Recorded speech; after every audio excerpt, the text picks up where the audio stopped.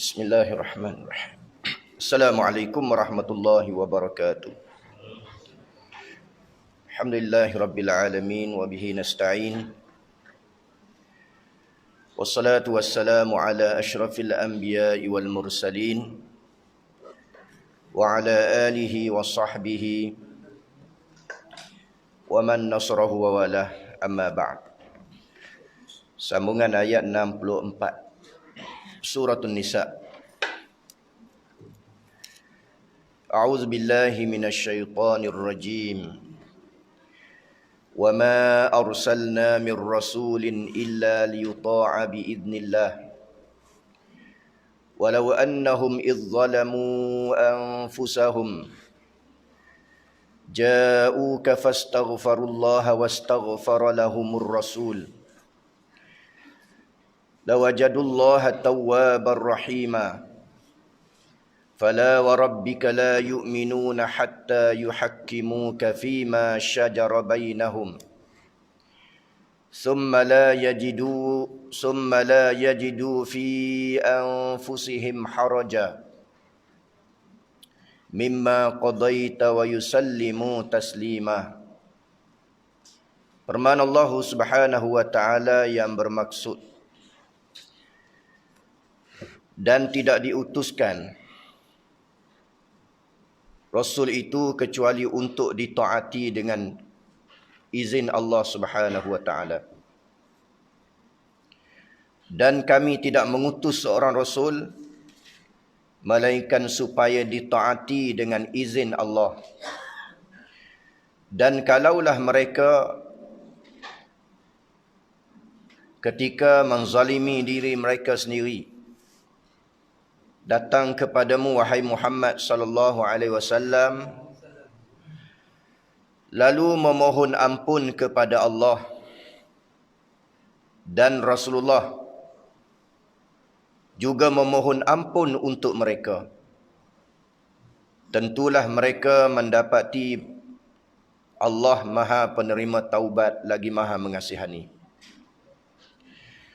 Maka demi Tuhanmu wahai Muhammad, mereka tidak disifatkan beriman sehingga mereka menjadikan engkau hakim dalam mana-mana perselisihan yang timbul di antara mereka.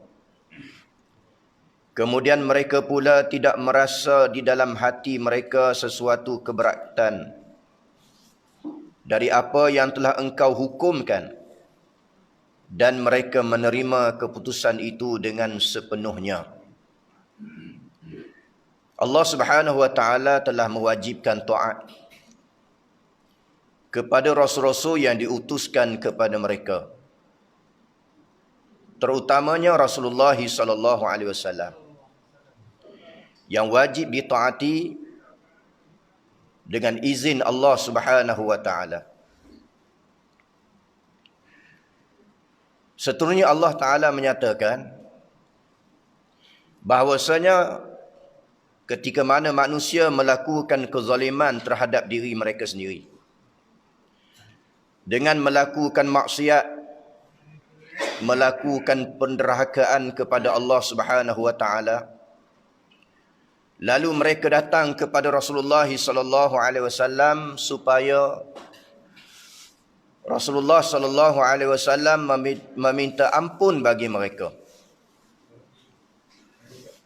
Lalu Allah Subhanahu wa taala mengampunkan dosa mereka.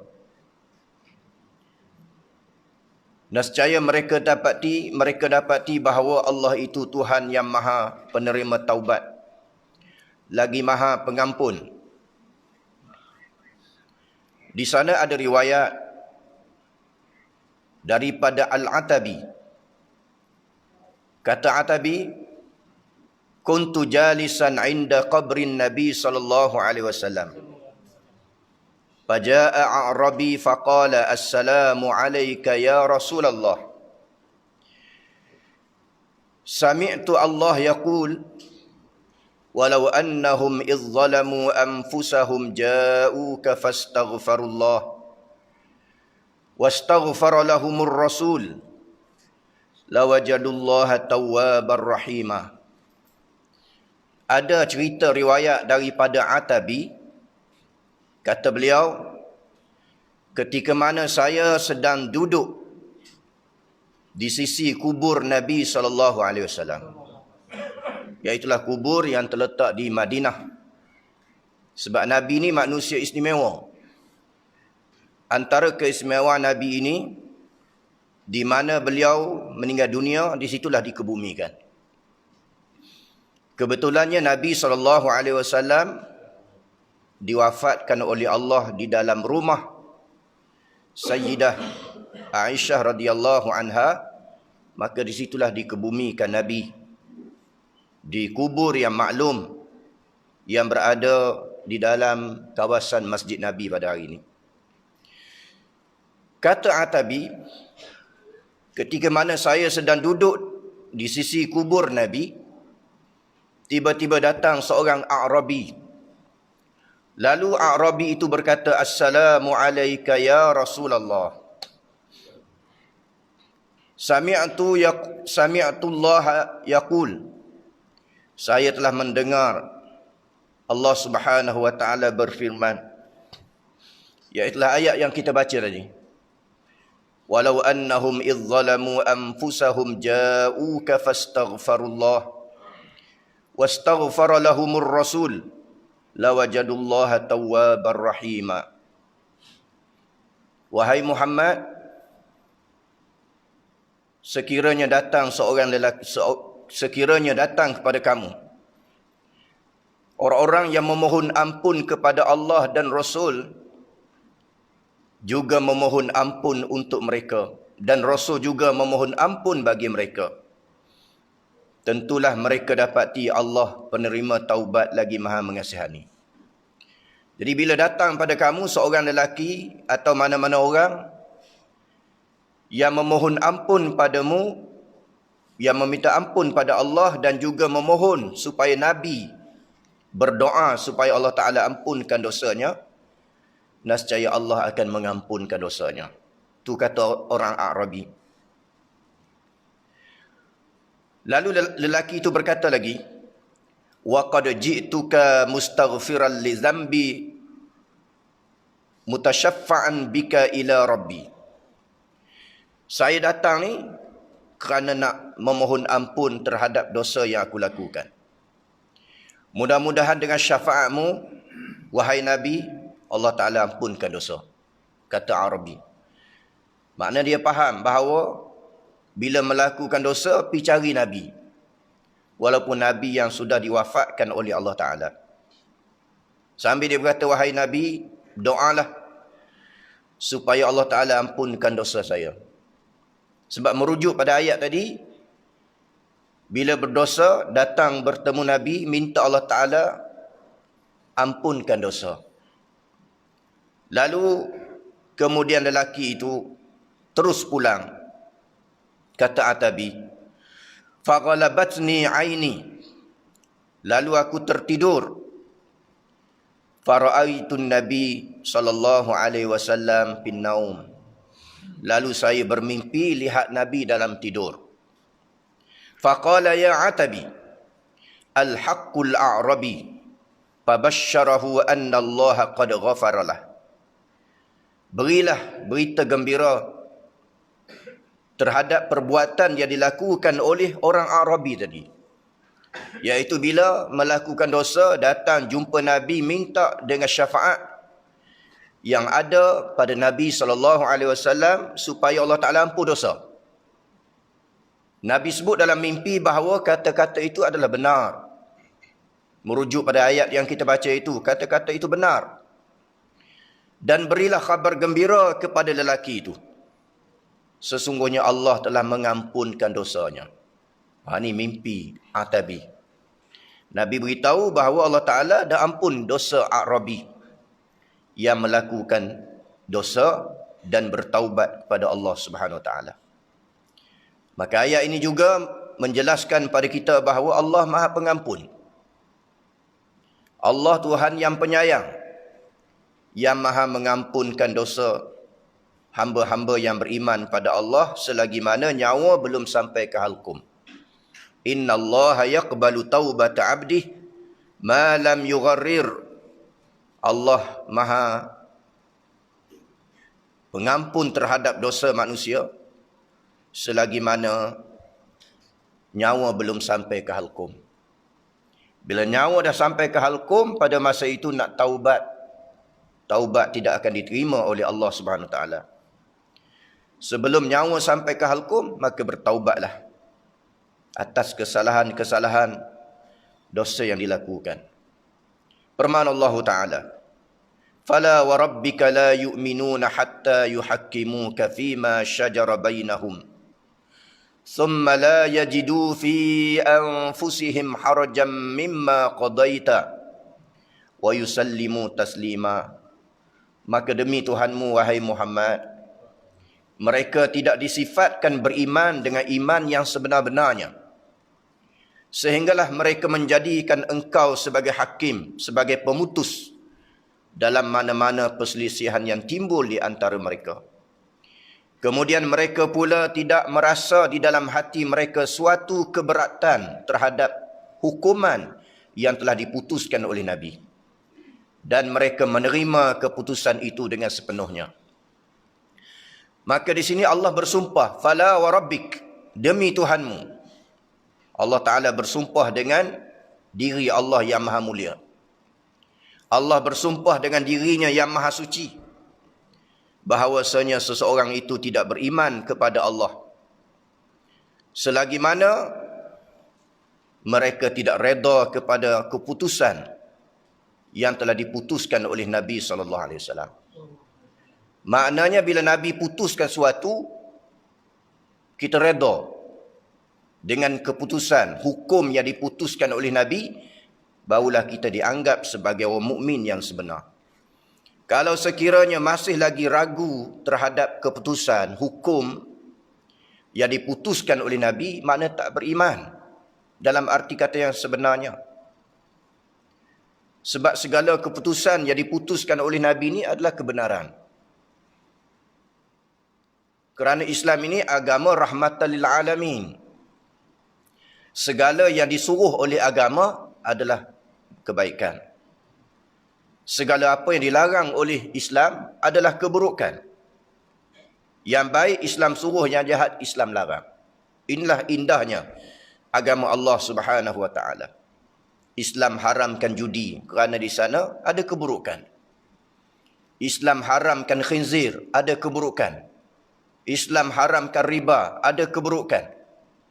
Islam halalkan makanan halal, di sana ada kebaikan.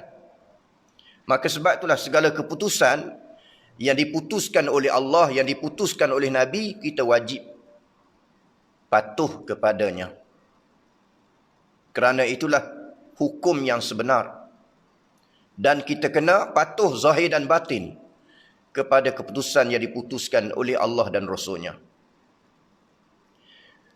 tanpa kita ada sebarang keraguan terhadap keputusan tersebut. Sebagaimana disebut dalam hadis, "Wallazi nafsi biyadihi la yu'minu ahadukum hatta yakuna hawahu tab'an lima ji'tu bih." Demi diriku yang berada di dalam genggamannya, kamu tidaklah beriman kepada Allah dengan iman yang sebenarnya, sehingga hawa nafsu kamu mengikuti apa yang aku bawa. Maknanya kamu beriman pada Allah dengan iman yang sebenar ialah bila kamu reda, setuju dengan apa yang dibawa oleh Nabi SAW. Hukum-hukum syariat yang dibawa oleh Nabi SAW, kita setuju, reda, maka barulah beriman dalam arti kata iman yang sebenarnya. Kalau sekiranya masih lagi ragu terhadap keputusan, hukum-hukum syariat yang dibawa oleh Nabi SAW, nafsu kita tak setuju dengan keputusan, hukum, hakam yang diputuskan oleh Nabi, bermakna iman belum sempurna, iman belum sah lagi di sisi Allah Subhanahu Wa Taala. Menurut riwayat daripada Sa'id bin Musayyib, Sa'id bin Musayyib ialah menantu kepada Sayyidina Abu Hurairah radhiyallahu anhu. Sa'id bin Musayyib. Dia ni seorang tabi'in, menantu kepada Abu Hurairah radhiyallahu anhu. Biasanya Sa'id bin Musayyib ini diriwayat hadis daripada pak mertua dia sendiri, Abu Hurairah. Kata Sa'id bin Musayyib, ketika mana membaca ayat fala wa rabbika la yu'minuna hatta yuhakkimuka fima syajara bainahum. Kata beliau, ayat ini diturunkan kepada Az-Zubair bin Awam. Zubair bin Awam ialah menantu kepada Sayyidina Abu Bakar As-Siddiq radhiyallahu anhu.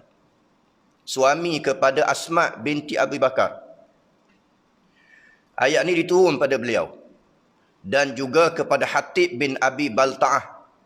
Dua orang sahabat. Yang pertama, Az-Zubair bin Awam. Kedua, Hatib bin Abi Balta'ah. Yang mana kedua-dua sahabat ini ikhtasama fima faqadan Nabi sallallahu alaihi wasallam ay yaskiyal a'la thumma al-asfal. Dua orang sahabat, Az-Zubair bin Awam dan juga Hatib bin Abi Balta'ah, dia berkelahi. Ikhtasama, berkelahi. Makna tidak sependapat dalam perkara yang berkait dengan siapakah yang lebih utama diberikan air untuk diminum. Orang tua dulu ke atau orang muda? Maka kelahi sahabat. Lalu Allah Ta'ala turun ayat. Fala wa rabbika la yu'minuna hatta yuhakkimuka fima syajara bainahum. Kamu tidak beriman dengan iman yang sebenarnya sehinggalah kamu berpuas hati terhadap keputusan yang diputuskan oleh Nabi SAW. Maka Nabi putuskan. Faqadan Nabi ayyaskiyal a'la summal asfal. Nabi putuskan hukum, kata Nabi, orang yang lebih utama diberi minum ialah orang tua, kemudian barulah orang yang muda dan sebagainya. Maka kedua-dua sahabat ini redha dengan keputusan yang diputuskan oleh Nabi SAW. Begitulah para sahabat radhiyallahu an. Bila menghadapi masalah, jumpa Nabi. Nak Nabi putuskan masalah. Ada seorang sahabat yang bernama Kalsum radhiyallahu an. Sahabat ni lelaki, namanya Kalsum. Rasulullah telah mengutuskan beliau sebagai panglima dalam satu sarayah. Sarayah dengan makna peperangan yang diutuskan oleh Nabi SAW dan Nabi tak hadir.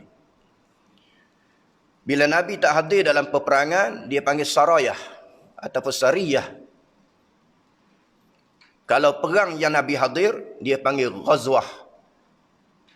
Jadi Nabi utuskan Kalsum ini supaya memimpin satu peperangan. Lalu dia pun ketika dalam satu sembahyang, dia sembahyang, dalam sembahyang dia baca Qul huwallahu ahad, Allahus samad, lam yalid wa lam yulad, wa lam yakul lahu kufuwan ahad. Dia tutup sembahyang dia atau khatam Quran dengan baca Qul huwallahu ahad. Maknanya dalam satu sembahyang tu dia sembahyang, dia baca surah yang pertama, kemudian dia tutup dengan surah Al-Ikhlas. Qul huwallahu ahad, Allahus samad, lam yalid wa lam yulad wa lam yakul lahu kufuwan ahad. Maka sahabat rasa pelik. Sebab apa Kalsum baca dua surah dalam sembahyang? Mula-mula baca surah lain. Lepas baca surah tu, baca surah Ikhlas pula. Lalu sahabat datang bertemu Nabi SAW. Cerita ni pasal apa? Boleh ke tak? Mula-mula baca surah Sabbihisma Rabbikal A'la. Kemudian baca lagi surah Al-Ikhlas. Qul huwallahu ahad. Lalu Nabi kata panggil. Kalsum datang. Lalu Kalsum datang bertemu Nabi SAW. Nabi tanya, wahai Kalsum, sebab apa kamu tutup sembahyang kamu dengan baca surah Al-Ikhlas? Lalu Kalsum menjawab, ya Rasulullah, Oleh kerana dalam surah Al-Ikhlas ini, surah yang menceritakan tentang sifat-sifat Allah. Sifat Allah yang maha penyayang.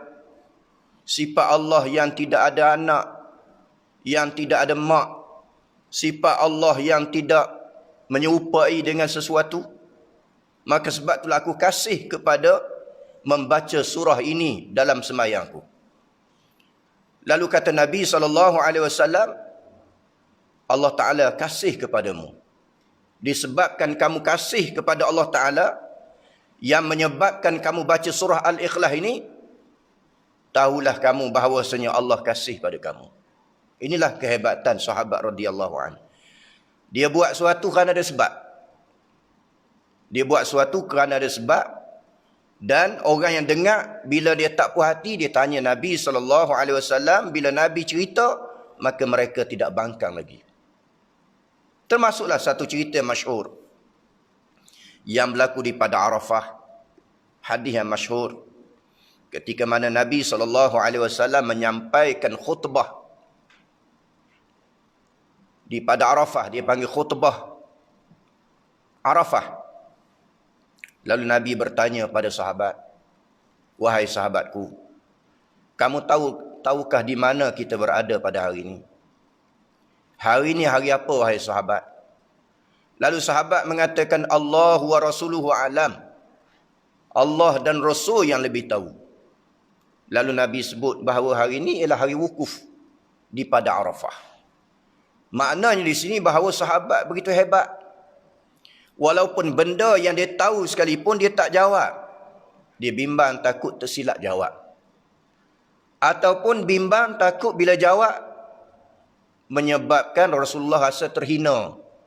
Nampak nak beritahu bahawa dia hebat. Dia lebih tahu daripada Nabi SAW. Jadi kerana tu sahabat tak jawab. Bimbang takut mengguris perasaan Nabi SAW.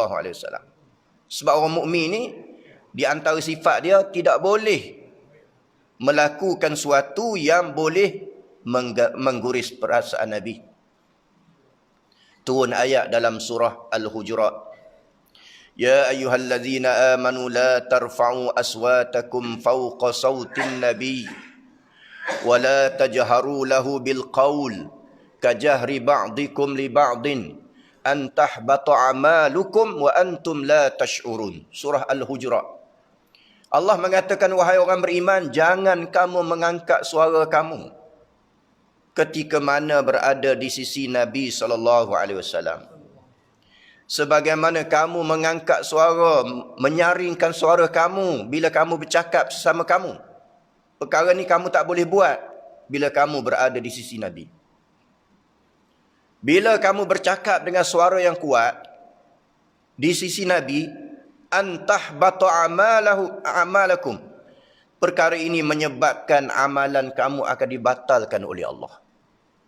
Kamu menyakiti hati Nabi, menyebabkan amalan kamu dibatal oleh Allah. Sembahyang kamu, puasa kamu, zakat kamu, haji kamu akan dibatalkan pahala oleh Allah. Antahbata a'malukum. Amalan kamu akan dibatalkan oleh Allah. Wa antum la tash'urun. Sedangkan kamu tidak mengetahui bahawa amalan kamu dibatalkan oleh Allah. Maka di sini ulama telah mengeluarkan hukum bagaimana adab kita ketika mana Nabi SAW masih hidup, dan adab kita selepas Nabi wafat. Adab ketika mana kita hidup, kita hormat Nabi. Bila Nabi masih hidup, hormat Nabi dengan tidak mengangkat suara yang tinggi ketika mana berhadapan dengan Nabi. Sebab ayat ini juga Allah Ta'ala tegur. Ada satu rombongan daripada Bani Saqif, iaitulah penduduk Taif. Penduduk Taif yang datang bertemu Nabi SAW, iaitulah nak memutuskan hukum. Siapa yang lebih layak menjadi pemimpin di kalangan Bani Saqif. Berebut jawatan. Orang ni kata dia lebih layak. Yang ni kata dia lebih layak memimpin Bani Saqif. Lalu akhirnya mereka tak boleh memutuskan siapa yang lebih layak menjadi pimpinan Bani Saqif. Akhirnya mereka datang bertemu Nabi SAW ketika mana Nabi sedang berehat di dalam biliknya. Maka sebab itulah juga surah ini dinamakan surah Al-Hujurat. Hujurat dengan makna bilik. Bilik-bilik. Ketika Nabi sedang berehat. Dan sehingga mereka ni berkelahi lagi. Datang rumah Nabi berkelahi sedangkan Nabi berehat dalam bilik Nabi. Lalu Allah Ta'ala turun ayat. Ya ayyuhallazina amanu la tarfa'u aswatakum fawqa sautin nabi. Wahai orang beriman, jangan kamu mengangkat suara kamu tinggi ketika mana kamu berada di sisi Nabi SAW. Antahbata amalakum. Perkara ini boleh membatalkan amalan-amalan kamu. Turun ayat tu. Menegur sikap yang dilakukan oleh kumpulan daripada Bani Saqif.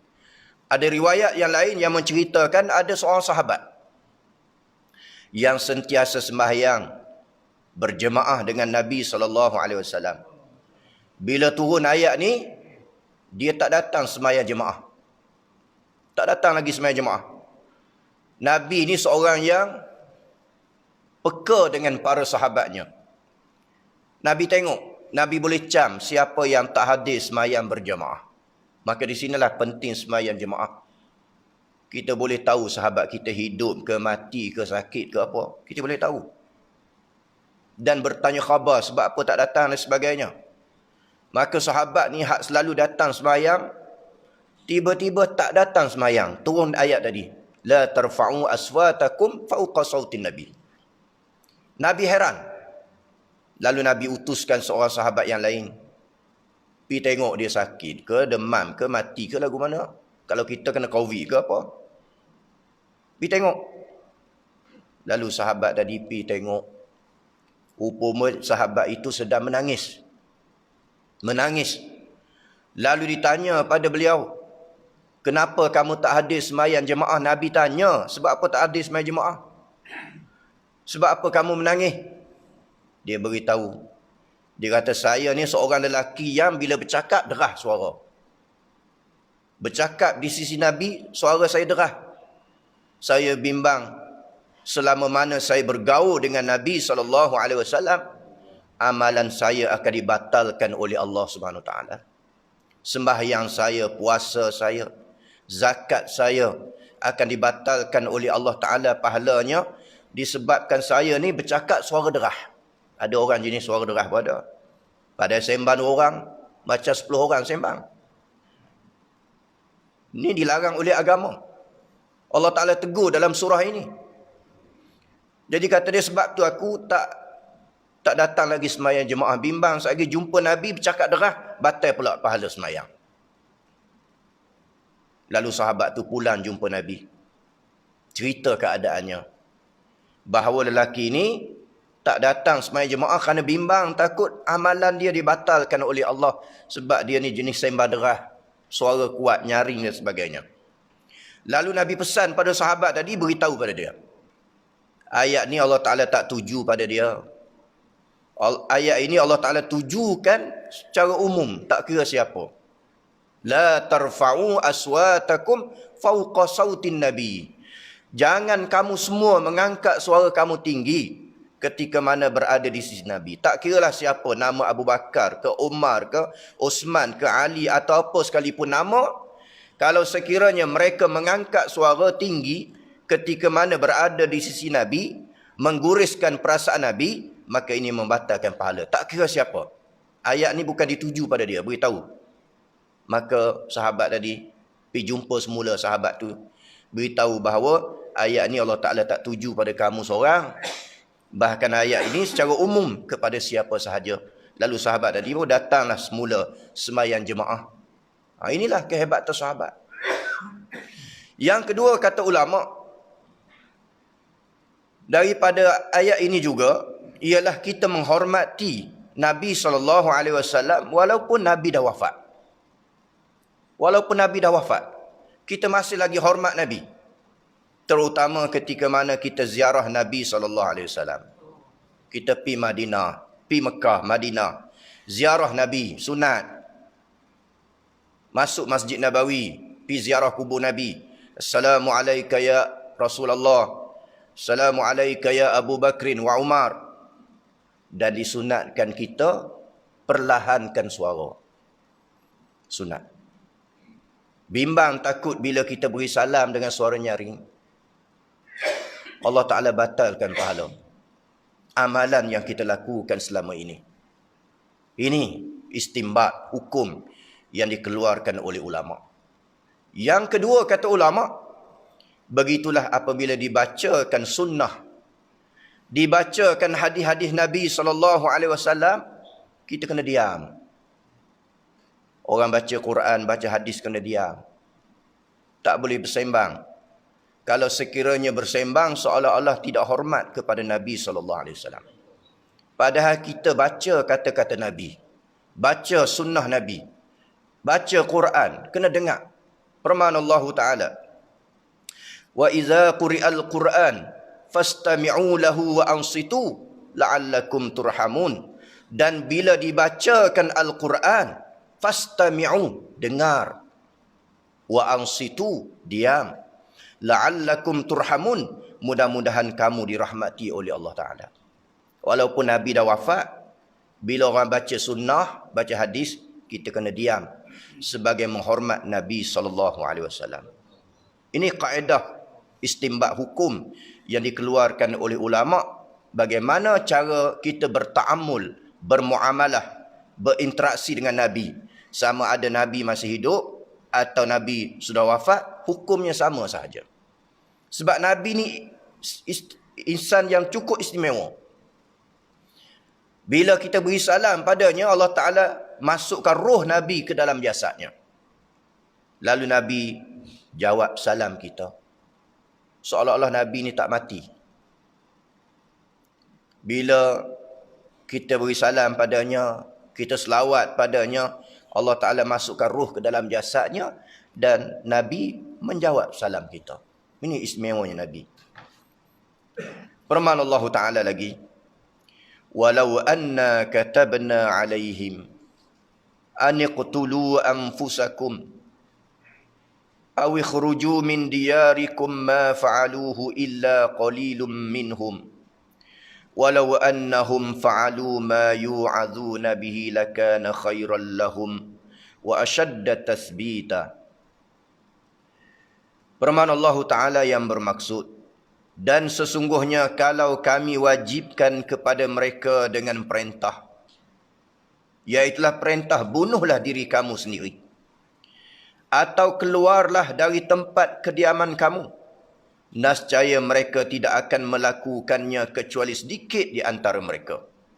Dan sesungguhnya kalau mereka amalkan nasihat, pengajaran, meliputi suruh dan tegah yang telah diberikan kepada mereka, tentulah yang demikian itu baik bagi mereka dan lebih meneguhkan iman. Ayat ini Allah Ta'ala sebut bahawa kalau sekiranya Allah Ta'ala suruh kita buat sesuatu, kita laksanakan, itulah yang sebaik-baiknya.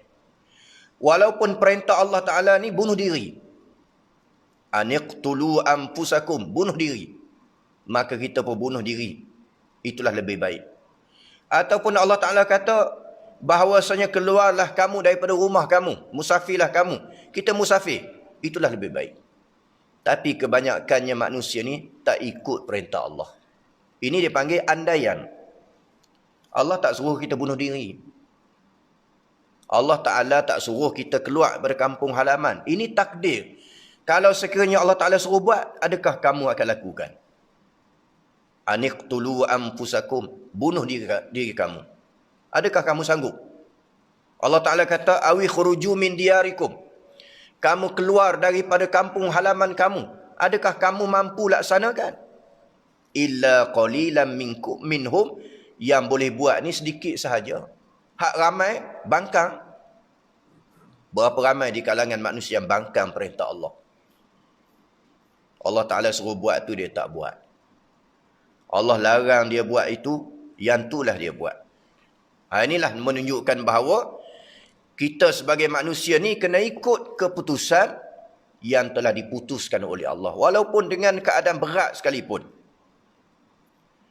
Menurut riwayat daripada Abi Ishaq As-Sabi'i, qala lamma nuzilat walau anna katabna alaihim an iqtulu anfusakum qala rajulun law amarna la fa'alna walhamdulillahilladzi afana. Bila turun ayat ni, kata Abi Ishaq As-Sabi'i, bila Allah Ta'ala turunkan ayat walau anna katabna alaihim an iqtulu anfusakum, kalau sekiranya kami wajibkan pada mereka bunuh diri mereka. Lalu berkata seorang lelaki, lau amarana la fa'alna, kalaulah, ni dia panggil andaian. Allah Ta'ala tak suruh bunuh diri. Sebab dalam Islam ni haram bunuh diri. Bunuh diri sendiri pun haram, bunuh orang lain pun haram. Tapi ini andaian, kalau ini berlaku. Kata lelaki ni, lau amarana la fa'alna, kalaulah Allah Ta'ala perintah kami bunuh diri, nescaya kami akan bunuh diri. Maknanya berimannya pada Allah. Allah suruh semayang, kami semayang. Allah suruh puasa, kami puasa.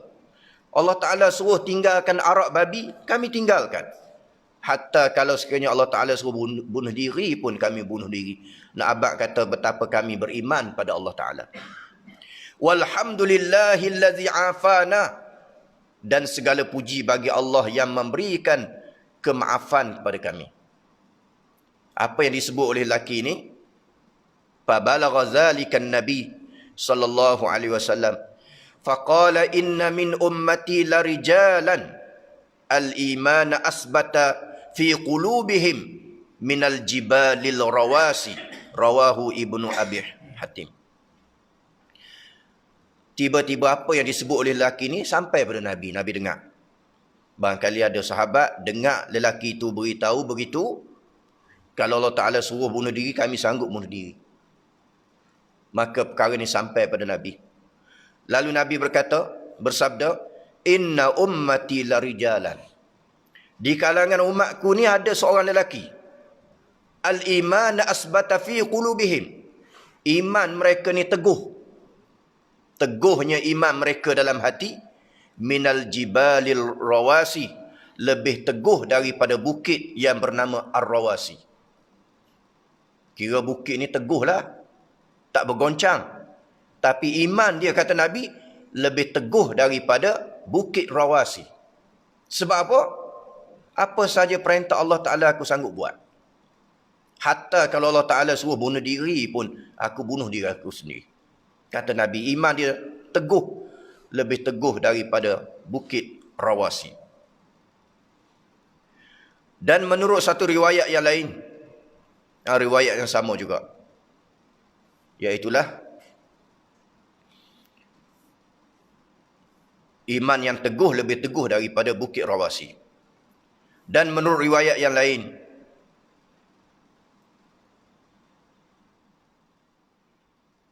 man amila bima amarahu Allahu bihi wa taraka ma nahallahu wa rasuluh, iaitulah seorang mukmin ni bila apa yang disuruh oleh Allah dia kena buat, apa yang dilarang oleh Allah maka dia kena tinggal. Dan termasuklah apa yang disuruh oleh Nabi kita kena buat, dan apa yang dilarang oleh Nabi SAW maka kita sebagai orang mukmin mesti melaksanakannya.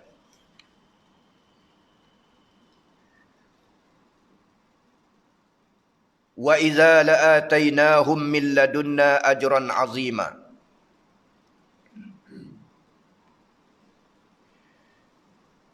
Dan setelah mereka berkeadaan demikian, tentulah kami akan berikan kepada mereka dari sisi kami pahala balasan yang amat besar. Maksudnya bila laksanakan perintah Allah, bila laksanakan perintah Allah, Allah Ta'ala akan beri pahala yang besar kepada orang yang melaksanakan perintah Allah Subhanahu wa Ta'ala. Di samping Allah Ta'ala beri pahala yang besar, walahadainahum siratan mustaqima, Allah Ta'ala akan berikan pada mereka jalan yang lurus. Allah Ta'ala beri petunjuk kepada jalan yang lurus. Orang yang melaksanakan perintah Allah, Allah akan tunjuk pada mereka jalan yang lurus di dunia sampai akhirat. Wa may yuti'illaha war rasul faulaika ma'al ladzina an'ama Allahu 'alaihim minan nabiyyin was-siddiqin wasyuhada'i was-salihin wa hasuna ulaika rafiqa. Dzalikal fadlu minallah wa kafa billahi alima. Siapa yang taat pada Allah dan Rasulnya, mereka itulah bersama dengan orang-orang yang Allah berikan nikmat kepada mereka. Di kalangan Nabi-Nabi, di kalangan Siddiqin, syuhada, orang-orang yang soleh. Dan mereka itulah sebaik-baik rakan, iaitulah orang-orang yang taat. Jadi orang-orang yang melaksanakan perintah Allah ni, mereka akan bersama dengan Nabi. Bila kita beriman, beramal soleh, Allah Ta'ala akan memasukkan kita bersama dengan Nabi-Nabi dalam syurga. Bersama dengan golongan syuhada, salihin, golongan siddiqin dan sebagainya. Inilah teman kita pada hari kiamat nanti. Menurut satu riwayat daripada Aisyah radhiyallahu anha, qalat, sami'tu Rasulullah sallallahu alaihi wasallam yaqul, ma min nabiyyin yamrudu illa khuyyira bainad dunya wal akhirah. Tidak adalah nabi-nabi yang sakit kecuali Allah Ta'ala beri pilihan padanya antara dunia dan akhirat. Kamu nak pilih mana? Bila sakit. Nak pilih dunia ke nak pilih akhirat? Nak hidup ke nak mati? Ini nabi-nabi. Bila sakit, Allah Ta'ala tanya. Khuyyira lahu. Khuyyira bainad dunya wal akhirah. Kamu nak pilih dunia ke nak pilih akhirat? Nak hidup ke nak mati? Ni Allah Ta'ala tanya kepada Nabi bila Nabi sakit. Nabi-Nabi, tak kira Nabi Muhammad, Nabi mana sekalipun, bila sakit Allah tanya, nak dunia nak akhirat? Kalau kita lah sakit, Allah Ta'ala tanya, nak dunia akhirat? Nak jawab mana agak-agak? Dunia, hidup lagi. Akhirat, mati. Barangkali ramai kata, umur panjang aku. Tak mau mati lagi. Lau yu'ammaru alfa sanah. Kalau boleh nak hidup 1000 tahun. Wa ma huwa bimuzahzihi minal azab. Kalau sekiranya hidup 1000 tahun sekalipun, tak boleh nak menyelamatkan diri daripada azab Allah bila tidak beriman, tidak beramal soleh. Maka Nabi, wa kana fi syakwahu allati qubida fiha, ketika mana Nabi sedang sakit, sakit yang membawa mati, lalu Nabi bersabda, ma'allazina an'ama Allahu 'alaihim minan nabiyyin was-siddiqin wasyuhada'i was-salihin fa'alimtu annahu khuyyira, rawahu Muslim. Bila Nabi sakit, Nabi baca ayat yang kita baca tadi. Iaitulah ayat yang ke-69. Nabi baca, ma'allazina an'ama Allahu 'alaihim minan nabiyyin was-siddiqin wasyuhada'i was-salihin. Sayyidina Aisyah radhiyallahu anha dengar Nabi baca. Masa Nabi sakit, Nabi baca, ma'allazina an'ama Allahu 'alaihim minan nabiyyin was-siddiqin wasyuhada'i was-salihin. Bersama orang-orang yang Allah Ta'ala beri nikmat pada mereka. Di kalangan nabi-nabi, golongan siddiqin, golongan syuhada, golongan soleh. Maksudnya Nabi sebut benda tu. Seolah-olah nak gambarkan bahawa aku nak bersama dengan nabi-nabi. Nak bersama dengan orang-orang siddiq, orang yang benar. Nak bersama dengan para syuhada. Nak bersama dengan para solihin. Fa'alimtu annahu khuyyir. Kata Aisyah radhiyallahu anha, dan itulah yang Nabi pilih, iaitulah supaya Allah Ta'ala matikan. Bila mati, bolehlah bersama dengan Nabi-Nabi, bersama dengan golongan siddiq, golongan syuhada, golongan salihin, yang diberikan kedudukan yang tinggi. di sisi Allah Subhanahu wa taala. Menurut satu riwayat, datang seorang lelaki di kalangan Ansar. Ini riwayat daripada Sa'id bin Jubair. Sa'id bin Jubair ialah seorang tabi'in, anak murid kepada Abdullah bin Abbas radhiyallahu anhu. Kata Sa'id bin Jubair, "Ja'a rajulun minal Ansar ila Rasulillah sallallahu alaihi wasallam wa huwa mahzun. Faqala lahu an-nabi, ya fulan ma li araka mahzunan. Faqala ya nabiy Allah syai'un fakkartu fih. Faqala ma hu? Qala nahnu naghuddu 'alaika wa naruhu nanzur ila wajhika wa nujalisuka wa ghadan tarfa'u ma'an nabiyyin fala nasilu ilaika. Falam yarid nabi syai'an fa'atahu Jibril bihazil ayah wa may yuti'illaha war rasul faulaika ma'al ladzina an'ama Allahu 'alaihim minan nabiyyin was-siddiqin al-ayah fab'asan nabi fabasharah." Datang seorang lelaki di kalangan Ansar, iaitu penduduk Madinah. Dia datang dalam keadaan sedih. Dalam keadaan sedih, duka cita, mahzun. Arab kata mahzun. Lalu Nabi berkata, "Ya fulan, ma li araka mahzunan." Sebab apa aku tengok kamu ni sedih? Faqala, kata lelaki itu, "Ya Nabi Allah, wahai Nabi, syai'un fakkartu fih." Aku sedang fikir suatu. Aku sedang fikir suatu. Faqala ma hu? Kata Nabi, apa yang kamu fikirkan? Qala, kata Arabi, kata lelaki Ansar, nahnu naghuddu 'alaika wa naruh nanzur ilaik. Kami ni pagi petang, kami datang sebab nak tengok Nabi. Tengok wajah Nabi.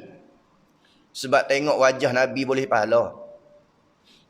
Tengok wajah Nabi boleh pahala. Tengok Kaabah boleh pahala. Tengok Quran boleh pahala. Tu baru tengok, tak baca lagi. Baca lagi pahala. Satu huruf 10 pahala. Alif lam mim 30 pahala. La aqulu alif lam mim walakin alifun harfun wal lamun harfun wa mimun harfun. Kata Nabi, aku tak kata bahawa alif lam mim satu kalimah.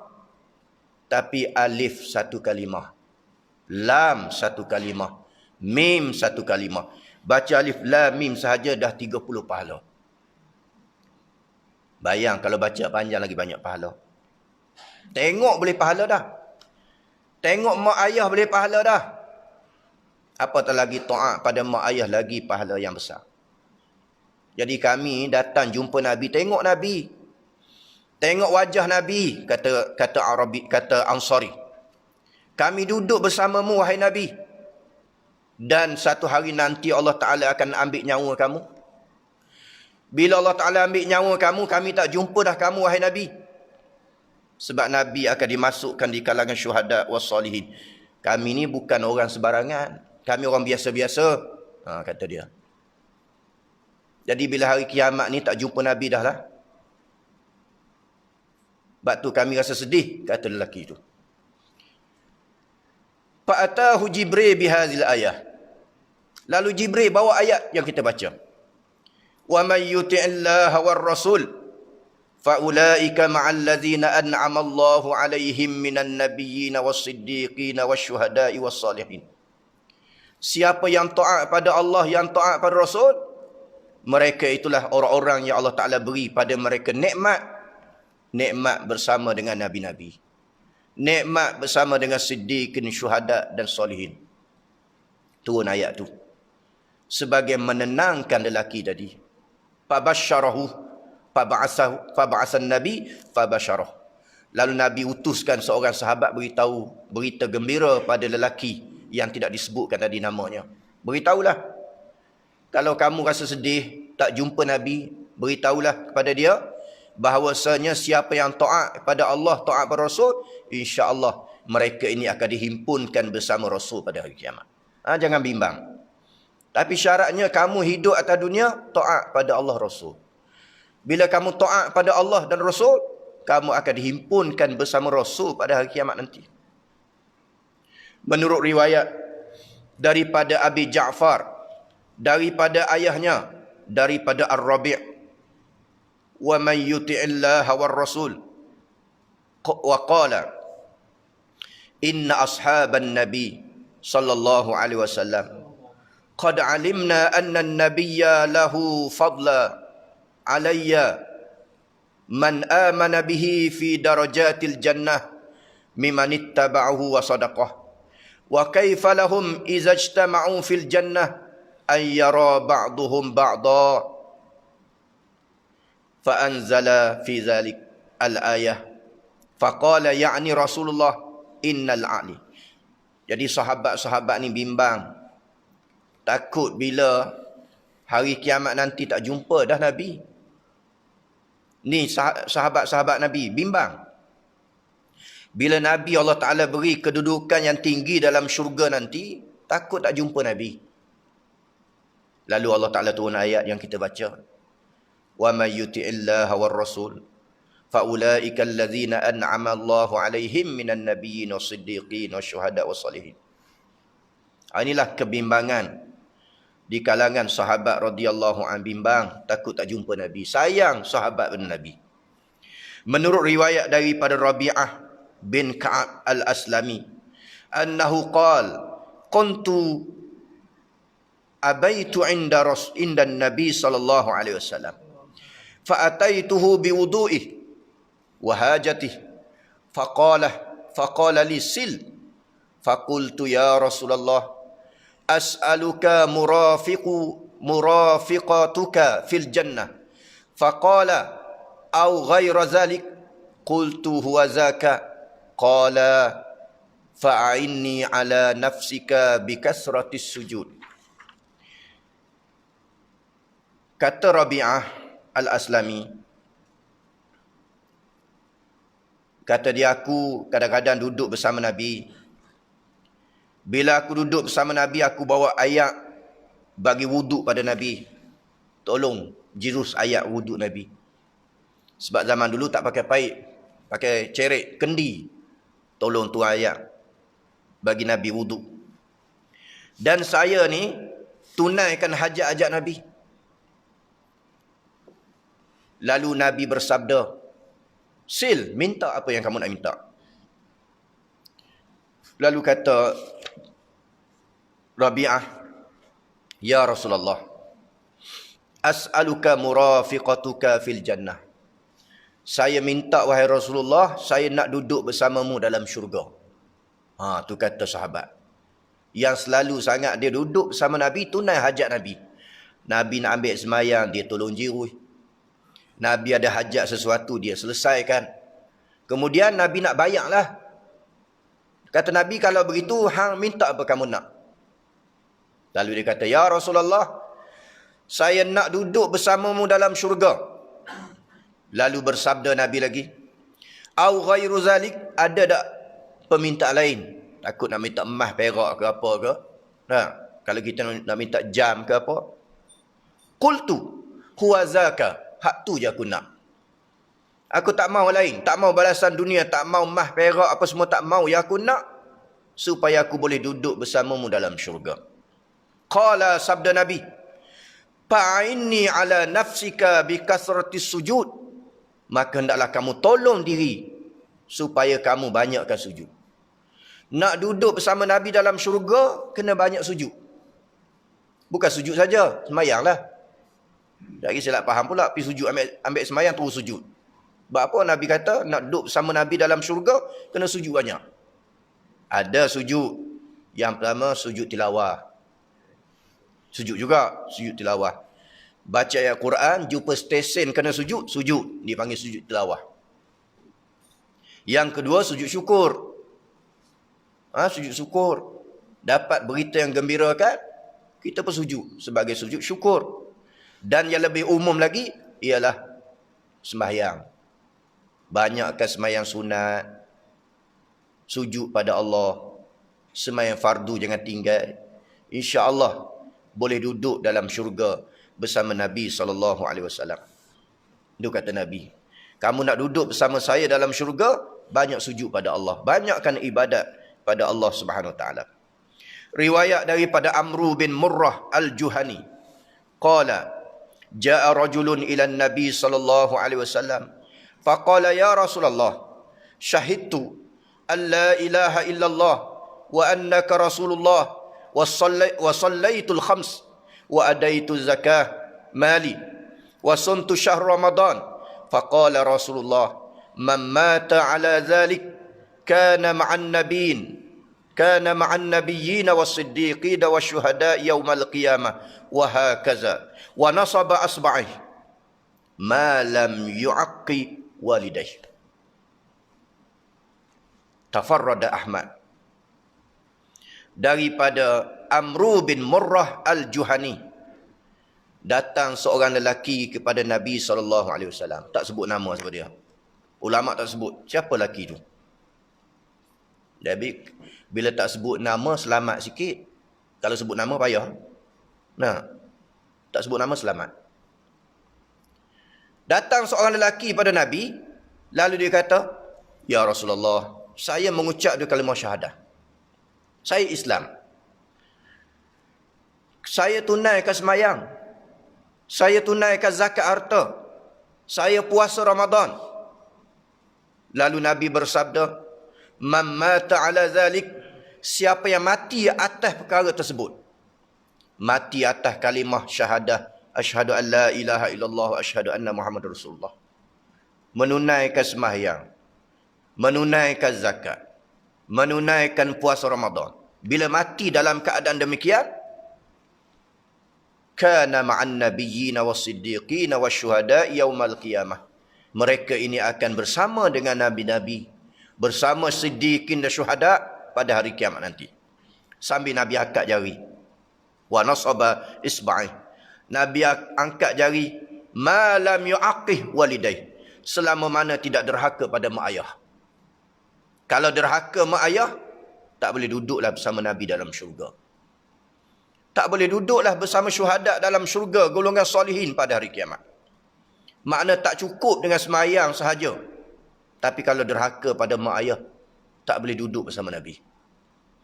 Maknanya besarnya tanggungjawab anak-anak terhadap mak ayah. Dan sebab itulah bila anak-anak kita melakukan sesuatu yang mengguris perasaan kita, kalau boleh maaflah. Maaf dalam hatilah. Nah, dalam hati kita maaf. Bimbang takut bila anak kita derhaka, tiba-tiba dia mati, tak jumpa Nabi pada kiamat.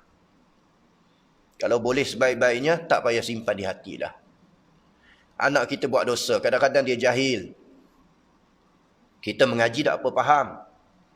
Anak-anak ni jahil, tak reti bahasa. Jadi bila mereka buat silap, kita maafkanlah. Bimbang takut mati, tak jumpa Nabi pada hari kiamat. Tak payah simpan di hati dah. Dan seterusnya hadis yang terakhir, sabda Rasulullah sallallahu alaihi wasallam, at-tajirus saduq, saduqul amin, ma'an nabiyyin was-siddiqin wasyuhada. Orang-orang yang berniaga, yang benar, yang jujur, mereka ini akan dihimpunkan bersama Nabi Siddiqin pada hari kiamat nanti. Jadi sebab tu sebagai orang yang berniaga, jujurlah. Kalau barang tu baik, beritahu baik. Tak baik, beritahu tak baik. Begitulah dalam timbangan.